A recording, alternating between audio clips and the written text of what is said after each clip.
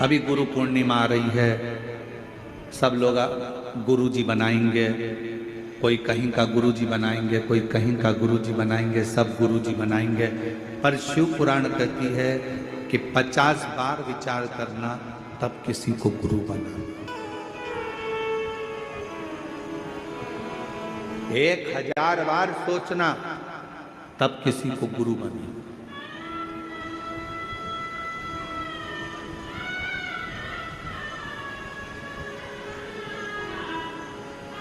एक मां अपने बच्चे को जन्म देती है और दूसरा गुरु अपने शिष्य को जन्म देता है। मां अपने बच्चे को जन्म देती है और उसको संस्कारों में पिरो देती है और उस बच्चे को बड़ा कर देती है। उसी तरह गुरु अपने संस्कारों से, अपने भजन से, अपने कीर्तन से, अपने मंत्र से अपने शिष्य को श्रेष्ठ बनाकर, माँ अपने बच्चे को संस्कारित बनाकर उसको अच्छी एजुकेशन दिलाकर अच्छी कंपनी में जॉब करा देती है, गवर्नमेंट जॉब करा देती है या व्यापार खुला देती है। और गुरु किसी कंपनी में जॉब नहीं कराता, गुरु उस परमात्मा से मिलाने का प्रयास करता है, अपने दिल को मजबूत करने का प्रयास।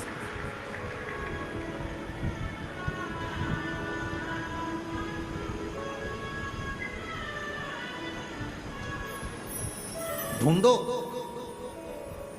कभी ऐसा गुरु मत ढूंढना जिंदगी में जो दूसरों की बुराइयों में लगा हो। कभी ऐसा गुरु मत ढूंढना जिंदगी में जो दिन भर निंदा में लगा हो। कभी ऐसा गुरु जीवन में मत ढूंढना कि जो लोगों के लिए अपशब्द कहता हो। कभी ऐसा गुरु मत ढूंढना जो जिंदगी भर बस श्राप देता हो, बद्दुआ देता हो, अपशब्द कहता हो, जिसके मुख से कभी भगवान का नाम प्रबलता में नहीं निकला, जिसके मुख से कभी गौ माता के कल्याण की बात ना निकली हो, जिसके मुख से कभी राष्ट्र के कल्याण की बात ना निकली हो, जिसके मुख से संसार के उद्धार की बात ना निकली हो, जिसके मुख से कभी छोटी बेटियों को बचाने की बात ना निकली हो, ऐसा गुरु नहीं चाहिए। गुरु वो होना जो हमारा भी कल्याण करे, राष्ट्र का भी कल्याण करे और जगत का भी कल्याण करे, वो गुरु हो। और नहीं मिले तो एक लोटा जल चढ़ाकर शंकर जी के शिवलिंग पर स्पर्श कर कर उसको अपना गुरु मानकर उसकी आराधना करें। वो भी नहीं मिले, अपने घर में अपना पति है, उस पति को ही उसके वचन का स्मरण कर कर, उसी को परमेश्वर मानकर, उसी को गुरु मानकर, उसी की आज्ञा का स्मरण करना प्रारंभ कर दो। अपने घर में बुजुर्ग माता पिता है, अपने घर में बूढ़े सास ससुर हैं, उनको गुरु मानकर, उनकी आज्ञा का सिरोधार्य कर कर, उन्हीं की सेवा कर कर, उनको गुरु मानकर अपने जीवन का कल्याण कर। अपने घर में कोई बुजुर्ग है, कोई बूढ़ा है, बुजुर्ग है, बहुत ज्ञानी है वो, उसने जिंदगी के थपेड़े बहुत खाए हैं, कोई ना मिले तो उसको गुरु बना लो। पूर्णिमा का जो व्रत है भगवान विष्णु का भी है तो शिव का भी है, दोनों स्वीकृत है।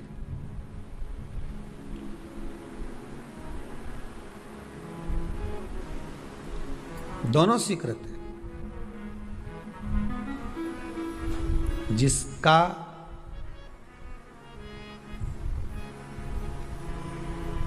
चंद्र आपकी पत्रिका में, आपकी राशि में, आपके स्वरूप में, हर व्यक्ति के संपूर्ण शरीर के अंदर 33 कोटि देवता विराजमान है। अलग अलग इंद्रियों पर अलग अलग देवताओं का निवास है। कभी मौका मिले तो अच्छे से उसको समझना। पूरे शरीर में अलग अलग इंद्रिय पर अलग अलग देवता। जिस व्यक्ति को रात्रि में, जैसे ही रात हो या दिन हो, भोजन करने के 15 मिनट के बाद ही नींद की झपकी आ जाए, समझ लेना चंद्र कमजोर पड़ गया, चंद्र गड़बड़ हो गया। बहुत ध्यान सुनिएगा जरा। पूर्णिमा का व्रत किसके लिए, वो भी ध्यान से दीजिए। शायद आपने कभी सुना ना सुना, पर अच्छे से सुन लोगे ना ये व्रत कथा, बार बार नहीं मिलने वाली। फिर इसके बाद तो तुम भले वो फिर फेसबुक यूट्यूब पर बाद में निकाल के भले सुनते रहना, पर सुन लो पूर्णिमा के व्रत का महत्व पूरा। एक, भोजन के बाद जब नशे जैसा माहौल हो जाए, आपको बिल्कुल कोई छेड़े ही नहीं, सोई नींद आएगी, जब लग जाए कि अब तो 2 क्षण सोना ही पड़ेगा, नेत्र कितना ही जगाओ तो भी नहीं माने, फिर तो बिन पिए नशा हो जाता है, जो बोले भोले गाता। तो ये जब ये चंद्र अपना प्रभाव दिखाता है तो भोजन के बाद आपको डुबा देता है। ठीक है,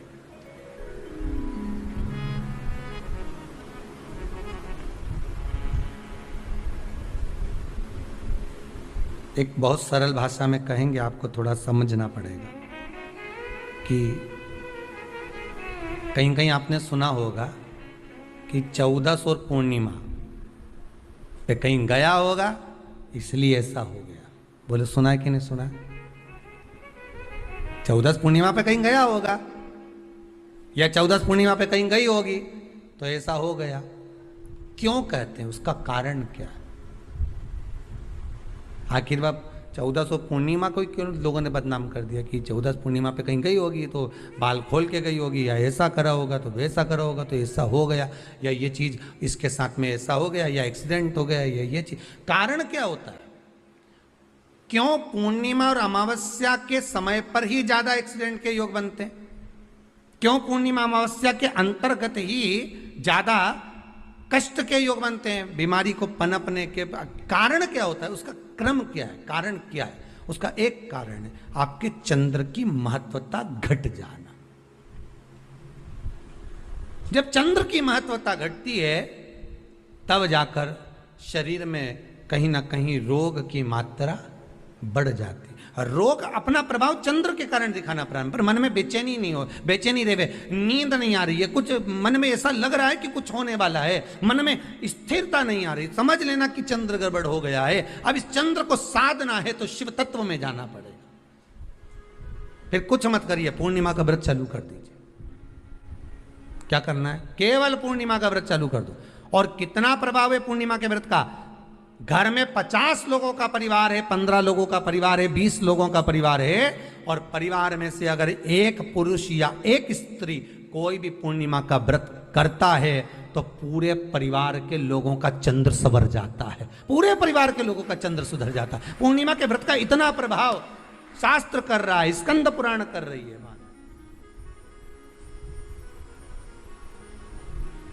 पर व्रत कब से लेना है पूर्णिमा का? चैत्र की पूर्णिमा से। ठीक है, नहीं तो तुमने सोचा इतना महत्व सुना है पूर्णिमा के व्रत का तो मैं तो आज से ही नहीं खाऊं कछू, आज से ले लो। तो ये हर कोई सब तुम्हारा मर्जी पड़े, तुम तो आधी रात को उठ के भोजन करने लगो तो ये कहीं वर्णन नहीं है। तुम तो आधी रात के नहा लो तो ये कोई महत्व? तो हर चीज़ का एक समय होता है कि इतनी बजे उठना, इतनी बजे मंजन करना, ऐसा करना, भोजन करना, ये समय पर फलाहार करना, ये समय पर ये, तो ये सब चीज़ का एक समय होता है, हर चीज का एक समय। अब कथा तुम दिन में सुन लो, शाम के सुन लो, अब आधी रात को तुमको कोई उठा के 1 बजे रात के उठ, भेरू उठ जा, कथा सुन ले, तो भेरू उठेगा? और आधी रात को भेरू उठ भी गया ना तो तुम्हें भेर भी बना देगा। है? हर चीज का एक समय होता है कि आपको ये समय पर आपको ये ग्रहण करना, आपको इस समय पर भगवत स्मरण करना, आपको इस समय पर नाम जाप करना, आपको इस समय पर भगवान की भक्ति को धारण करना। परिवार में अगर किसी ने एक पूर्णिमा का व्रत कर रखा है, एक व्यक्ति ने भी करा है, तो 50 की ग्रह दशा जब उसके स्पर्श में आती है, पूर्णिमा का जो व्रत होता है ना, स्पर्श का सुख दे जाता है। बहुत बहुत ध्यान दीजिएगा। जैसे आपने किसी ने पानी मांगा, आपका पूर्णिमा का व्रत है, और भले आप उठ के पानी लेने नहीं गए क्योंकि आपका व्रत है, क्योंकि जिसका व्रत होता है बेचारी वो तो ज्यादा कुछ करती नहीं पाती, पर किसी ने आपको पानी लाकर तो दिया ना। अब पानी लाकर जिस व्यक्ति ने दिया उसका स्पर्श तो हुआ ना। ये अभी गई थी ना दूसरी लहर कोरोना महामारी, इसको देख लो, इसको टच किया, इससे टच होकर उस पर गया, उससे टच होकर उस पर गया, तो ये कोरोना महामारी। अब जब ये कोरोना महामारी टच करने से फैल सकती है तो व्रत का पुण्य टच करने से क्यों नहीं बढ़ सकता? विचार करिएगा जरा। उसका भी तो पुण्य। अब आपने किसी को जल दिया जिसका व्रत था उसको जल दिया। और सरल भाषा में समझ लो, कभी मथुरा वृंदावन गए हो आप लोग? अगर मथुरा वृंदावन गए होगे, उज्जैनी गए होगे, काशी गए होगे, कहीं तीर्थ में गए होगे, या कभी कुबेरेश्वर धाम कभी आप लोग आएंगे जाएंगे, कभी आपको ज्ञात होगा, तो कभी आप लोग दर्शन करेंगे कि जब भोजन प्रसाद होता है तो लोग उसको बांटने के लिए देते हैं कि कोई आया है तो उसको कुछ प्रसाद मिल जाए, भंडारे की प्रसादी मिल जाए। तो भंडारे की प्रसादी जब वो खाता है उसका स्पर्श होता है, स्पर्श होता है तो जिसने भोजन किया उसका पुण्य जो दे रहा होता है उसके खाते में चले जाता है।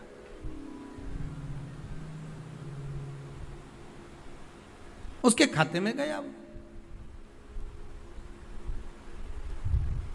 पूर्णिमा के व्रत का नियम है, घर में एक सदस्य भी कर रहा है, किसी ने उसको भोजन बनाकर थाली में कुछ प्रसाद फलाहार सामग्री दी, उसका स्पर्श बड़ी बहू को हुआ, बड़ी बहू रसोई घर में गई, उसने बाकी की चीज़ों को छू लिया, उसको देवरानी ने छू लिया, देवरानी ने कोई बर्तन छुआ, उससे तीसरी देवरानी ने देखा, उसने कोई चीज़ छू ली, तो वो छूते छूते छूते छूते वो पूर्णिमा का प्रभाव पूरे घर के लोगों को हो जाता है और उनका चंद्र इतना प्रबल हो जाता है कि अपने आप उनकी बेचैनी, उनकी आलसता समाप्त हो जाती है। नहीं तो एक व्यक्ति के कारण पूरे चंद्र दशा खराब। एक दुखी तो सब दुखी, एक सुखी तो सब सुखी। वो देख ले कि हाँ इसको सुख मिल गया है, अब ठीक है।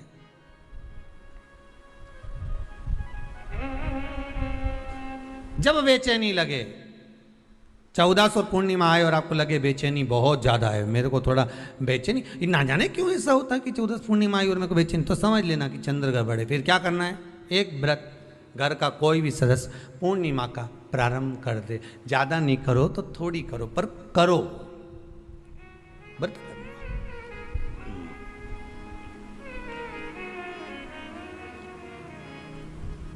बहुत क्लेश हो रहा हो, बहुत क्लेश हो रहा हो, तो पूर्णिमा के दिन खीर का भोजन प्रत्येक महीने में एक बार ऐसा नियम बना लो, अपने दीवार पे लिख लो कि पूर्णिमा है और पूर्णिमा के दिन घर में खीर बनना ही है। केवल शरद पूर्णिमा अकेली पे नहीं हो, तुम एक पूर्णिमा पे तो बनाते हो खीर, शरद पूर्णिमा के दिन तो खूब जोरदार बना बुनो के ना डोलची के छत पे धर दो, उठा के भगवान ही धर दे कहीं कहीं की, तो छत पे बनाए। तो बच्चे पूछ ले मम्मी ये छत पे क्यों रखी है, तो क्या अमृत गिरेगा?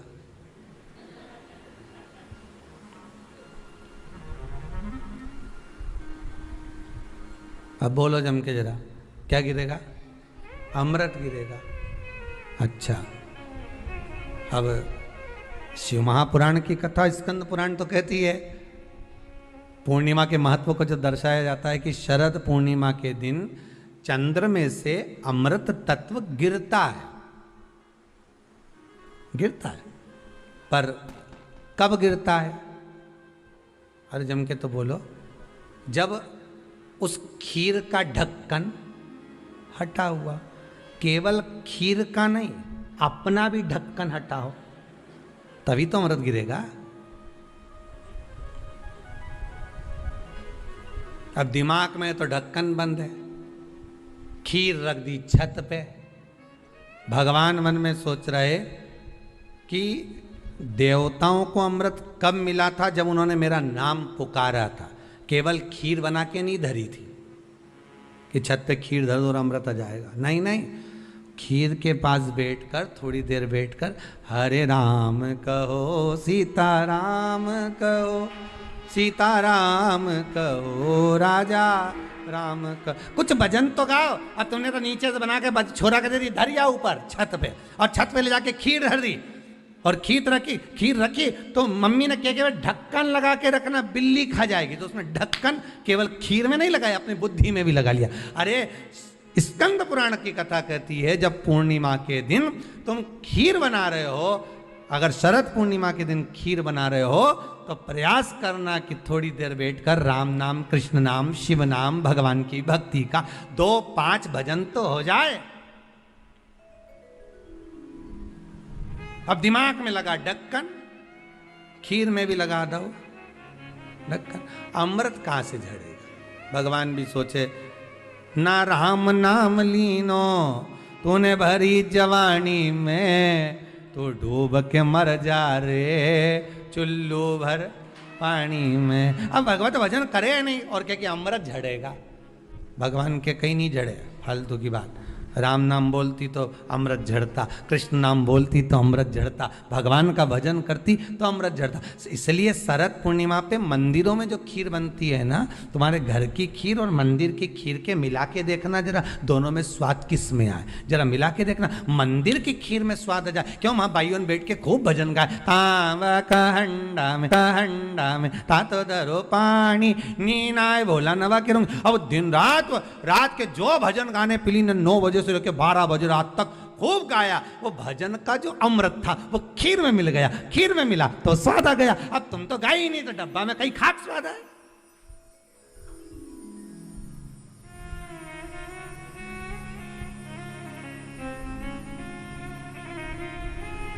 अब रात्रि को छोरा से क्या, जा खीर उठाना नीचे, जो खीर लेके आया ने खा के देखी तो ये खीर तो फटी गई,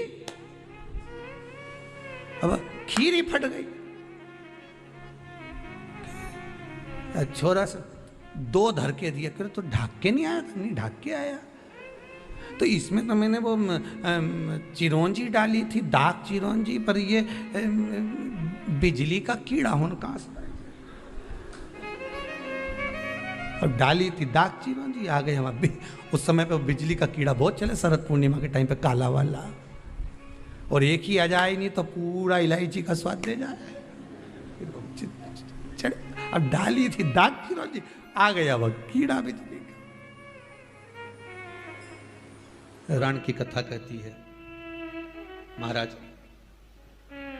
पूर्णिमा का जो चंद्र है वो विशाल का है,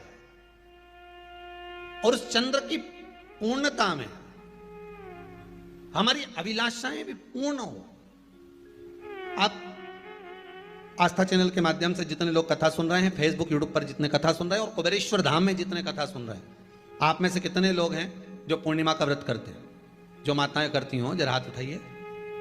पूर्णिमा का व्रत जो करते हो ना आप लोग, रखिए हाथ। अब पूर्णिमा के व्रत में आपने कई बार किताब पढ़ी होगी पूर्णिमा की, या आपने व्रत किया होगा, या पूर्णिमा का व्रत आप धारण करे होगे, तो उसमें पूजन कौन से भगवान की होती है?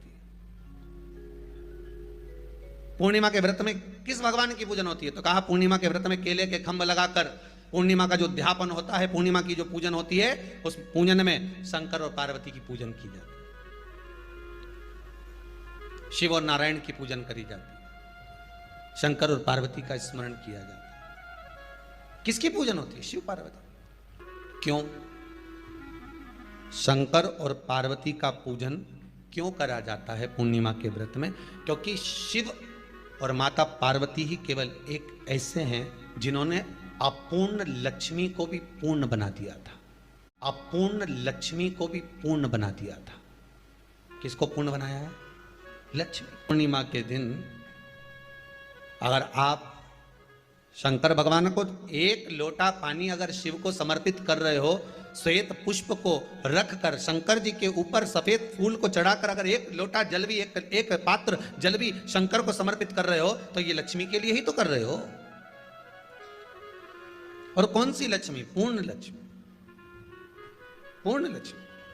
आपको पहले भी कथा में कहा, एक बार भगवान विष्णु के सामने लक्ष्मी मैया ने बहुत तेज स्वर में कह दिया था, नारायण, दुनिया के लोग आपका नाम जपते हैं, दुनिया के लोग नारायण नारायण कहते हैं, दुनिया के लोग आपका भजन करते हैं, पर सत्य मायने में कहूं ना तो मेरे बिना दुनिया के लोगों की नहीं चल सकती, मेरे बिना दुनिया नहीं चल सकती, संसार मेरे बिना नहीं चल सकता। भगवान विष्णु ने कहा ये तो गलत है लक्ष्मी आपका कहना।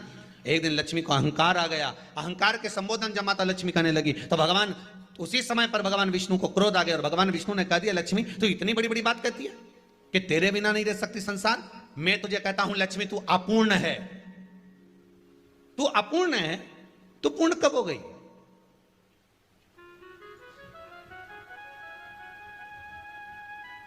तेरी पूर्णता कहां हो गई? लक्ष्मी की आंख से आंसू बहने लगे, आज आपने मुझे अपूर्ण कहा है। आपको मालूम है आप मुझे अपूर्ण कह रहे हो, आपको ये ज्ञात हो रहा है? आप मुझे अपूर्ण कह रहे हो? भगवान कहते हैं हाँ लक्ष्मी मैंने तुझे अपूर्ण कहा है। अपूर्णता का मतलब आप जानते हो ना?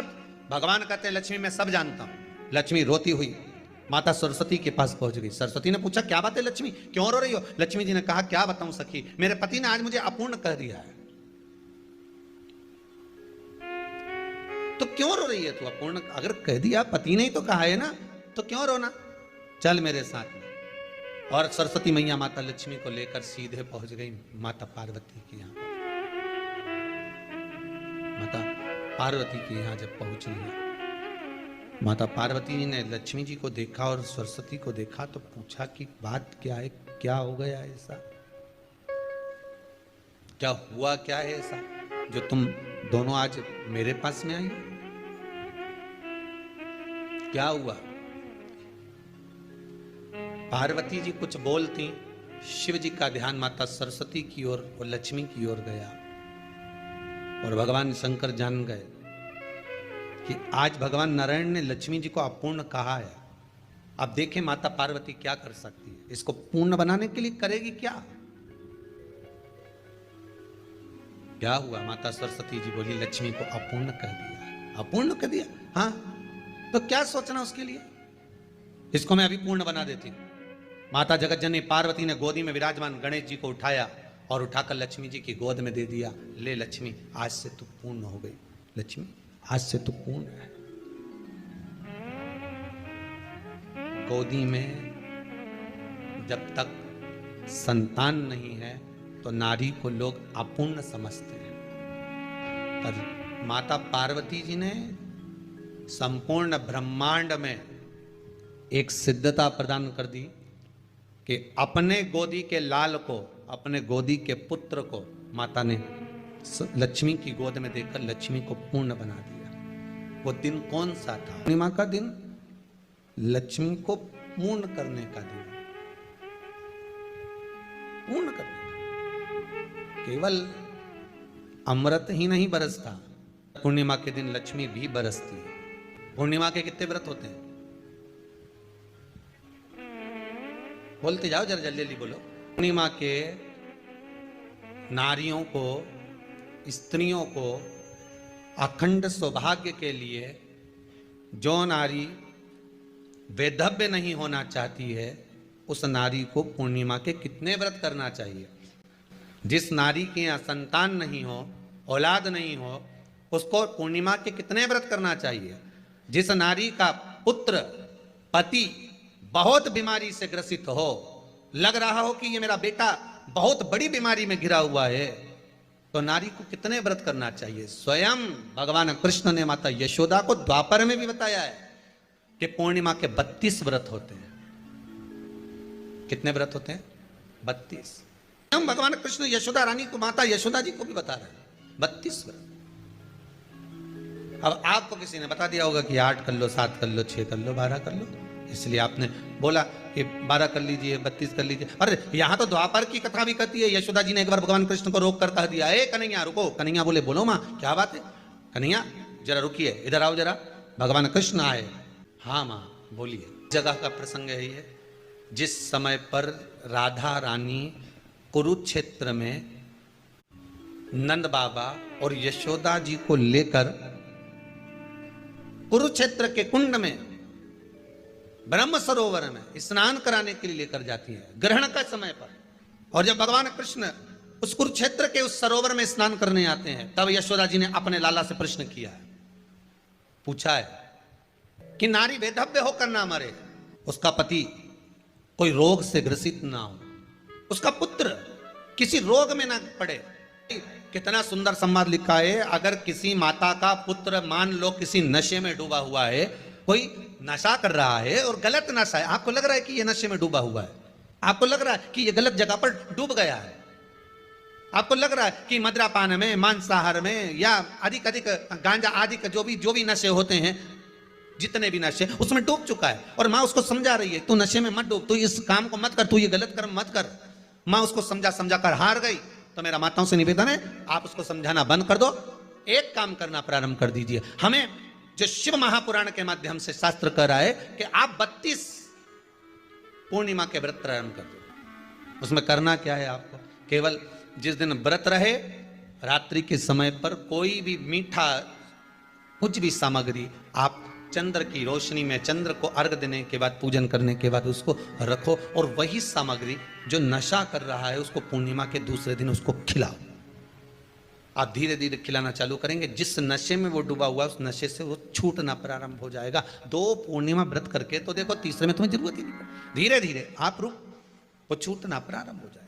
स्वयं भगवान कर रहे हैं, यशोदा मैया ने कन्हैया को रोक लिया कुरुक्षेत्र के उस मैदान में,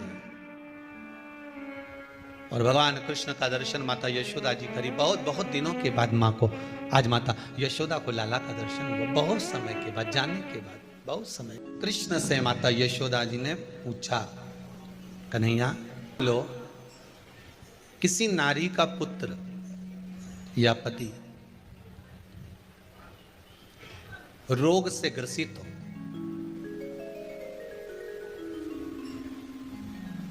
उसके पति की या पुत्र की आयु थोड़ी सी हो, तो हे कृष्ण उस नारी को कौन सा व्रत धारण करना चाहिए या किसकी पूजन करना चाहिए। एक कुरुक्षेत्र की भूमि का संवाद है।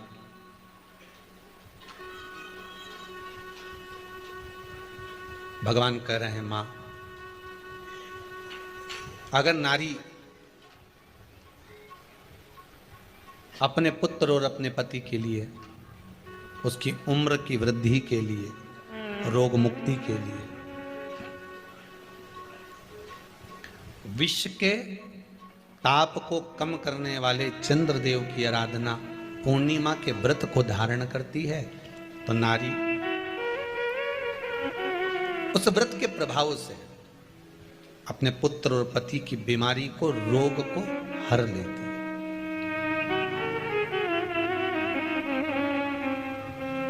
रोग का हरण कर लेती है।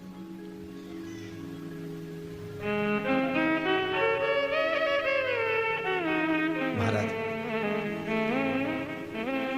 जो बच्चा बुद्धि से विकलांग हो, विद्या में कमजोर हो, परीक्षा हॉल में पेपर देते समय भूल जाता हो, वे एक काम ना करता हो, तो निवेदन है किसी भी पूर्णिमा की रात्रि को 12 बजे गाय के, गौ माता देसी गाय के जो 4 थन होते हैं, उन 4 थन में से जो आगे के थन होते हैं, 2 पीछे की ओर होते हैं, 2 आगे की ओर होते हैं, तो जो आगे के 2 थन हैं उस थन का दूध निकलवा लिया जाए, और उस दूध का कोई भी मीठा पदार्थ बनाओ तो ठीक है, ना बनाओ तो उसी दूध में शक्कर मिलाकर पूर्णिमा की रात्रि को, जो विवेक से कमजोर हो, बुद्धि से कमजोर हो, या याद करा हुआ सब भूल जाते हो, या आपके लिए भी है कोई चीज रखते हो भूल जाते हो, विवेक याद नहीं रहता, बुद्धि में इतना प्रबल बल नहीं आ पाता, याददाश्त कमजोर होती चली जा रही, तो किसी भी पूर्णिमा की रात्रि को 12 बजे गाय के आगे के 2 थन का दूध, उसमें कोई पदार्थ, शक्कर, गुड़ कुछ भी मिलाकर भगवान के चंद्रदेव की साक्षी में उसको पिला दिया जाए। महाराज, बार बार पिलाने की जरूरत ही नहीं पड़ेगी, एक ही बार में काम कर जाएगा और विवेक पूर्ण तरह से कार्य कर लेगा। इसी गाय के आगे के 2 थन का दूध बड़ा प्रबल होता है।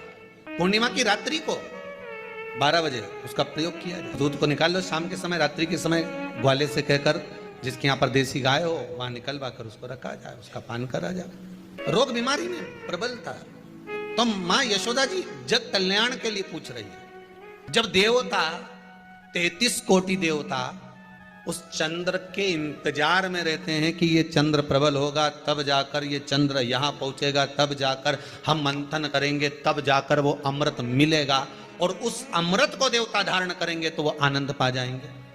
हम क्यों एक एक पूर्णिमा छोड़ें? एक एक पूर्णिमा के महत्व को जानिए। कोई पूर्णिमा साधारण नहीं है, कोई प्रदोष साधारण नहीं है, कोई शिवरात्रि साधारण नहीं है। 12 महीने शिवरात्रि पड़ती है, 12 महीने में प्रदोष पड़ते हैं, उसका महत्व ही नहीं जान पाते। कौन से प्रदोष पर क्या करना है, कौन सी पूर्णिमा को क्या धारण करना है, कौन सी शिवरात्रि पर। कई लोगों को तो यहां तक नहीं मालूम था कि भाई श्रावण के महीने में भी शिवरात्रि आती है। वो तो बस लोगों के कि शिवरात्रि का पूजन हुआ, तो उसका स्मरण क्यों छोड़े हम? अगर ये वेद और शास्त्र ब्राह्मणों को दिए गए हैं, ये वेद और शास्त्र विद्वज्जन को दिए गए हैं, तो इसका स्मरण होना चाहिए कि हम निकाल कर जनमानस तक ये चीज पहुंचाएं कि हमें इस दिन ये पूजन करना है, उसका स्मरण होना चाहिए। भगवान कृष्ण से यशोदा जी ने पूछा तो भगवान कृष्ण ने कहा, मां पूर्णिमा का व्रत अगर नारी 32 पूर्णिमा धारण कर लेती है तो वो नारी बेधव्य होकर नहीं जाती।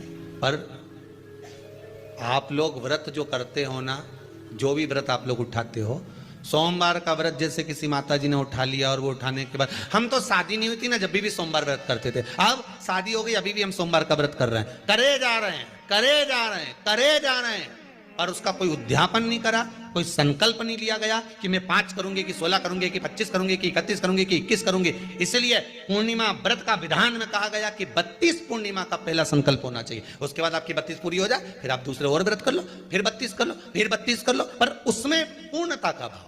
अभी तक किसी के सोमवार और गुरुवार और शुक्रवार के व्रत ही पूर्ण नहीं हुआ, अभी तक चल रहा है, अभी तक चल रहा है। हम तो सोमवार का व्रत करते हैं, हम तो शनिवार करते हैं, अब शनिवार करते करते 4 साल हो गए, 6 साल हो गए, 5 साल हो गए।